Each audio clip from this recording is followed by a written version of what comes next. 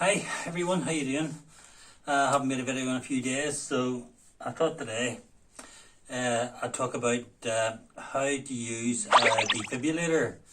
And I don't know if any of you know what a defibrillator is.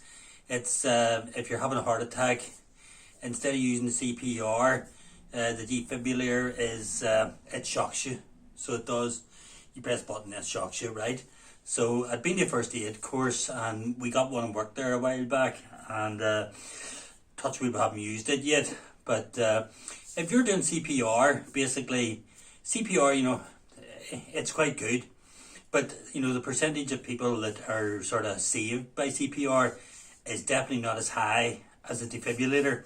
I think the CPR is like under 10%, and I think the defibrillator is in the 60s. I'm not quite sure on that, but I remember doing it in the defib, and I'm almost, I have a brief idea that is what the figures are, but I know it's a lot higher than CPR. How to use a defibrillator? Really, really easy. Defibrillator comes in a wee small box. It's not that big, and wherever you live now, you'll always find a defibrillator on the wall of some shop or something like that. It's what they've done now. I know there's one near my local shop to have handy if somebody was having a heart attack. But how do you use a defibrillator? If you've done a CPR and the patient's unconscious or whatever, and you're not getting anywhere, the defibrillator, you open the box, right?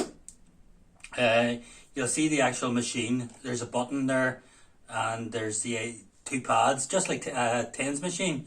I don't know if you've ever used a TENS machine. I'm sure you know what it is, all the same. And what you do is, you get the person, their shirt open or whatever, and then you put one pad there, and you put one pad there, right? Just peel the things back, put it there, and put it there, right?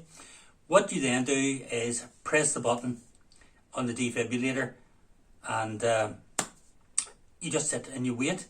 The defibrillator actually talks to you.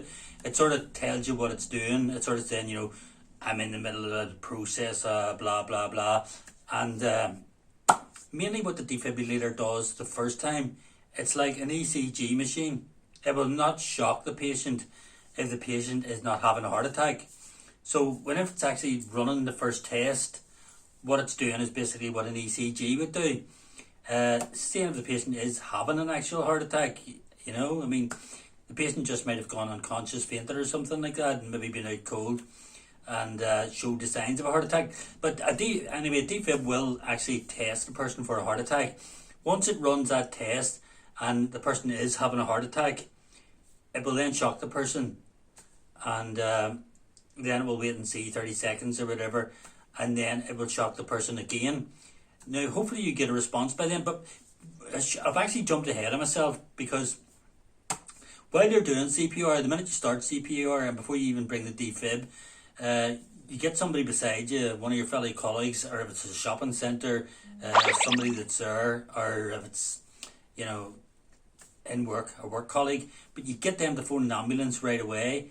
You tell them that you've got an unconscious person, that you're giving CPR, and if there's no response, you're going to be using a defibrillator. That means when the ambulance arrives, it knows everything that is being done, and there's no problem at all. They will arrive on the scene knowing what to do and what they expect. That's your first thing, even before you do the CPR. Phone an ambulance, get the ambulance on the way, because at the end of the day, you're not going to save the patient. You're basically doing first aid. You're sort of patching up something and trying your best to help until the professionals get there. So basically, you're doing a CPR, and then I'll actually do a video on CPR within the next week. But once you finish CPR and you're sort of getting nowhere, you get the defibrillator. It really is so simple to use. It's just like a TENS machine. It talks to you. You don't have to do anything. All you have to do is put the pad there, on the pad there, on their bare chest, that is. And once you've done that, you press the button and it will run a check. And while it's running the check, it'll talk away to you. The defibrillator is actually, whenever I've seen it on the place where I trained, the defibrillator is actually more friendly than some of my friends. it's spoken to me more than some of my friends. So you're there, you're sort of checking over the patient, and the defibrillator's run the test. Once it's done that, make sure you stand clear, because it will then shock the patient, and hopefully there's a reaction right away.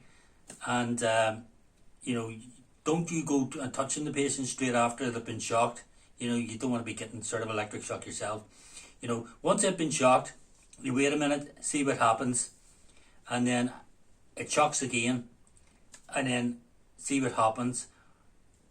A lot of the times, as I say, in a high percentage, from the likes of the defibrillator, you will get a response. And you get the response and you get the patient comfortable until the ambulance arrives. If you don't get a response from the defibrillator, just keep applying the CPR until the ambulance arrives. Usually the ambulance will be pretty quick, but if you've had a heart attack or anything like that, you know how important the minutes are and you know how long they seem. And if you're actually using a defibrillator on someone else who's having a heart attack, I haven't used it yet, but I can only imagine the distress of someone else's life being in your hands would be worse. But trust me, the defibrillator is far, far better than CPR, and it is so simple, so simple to operate. It's just like using a TENS machine.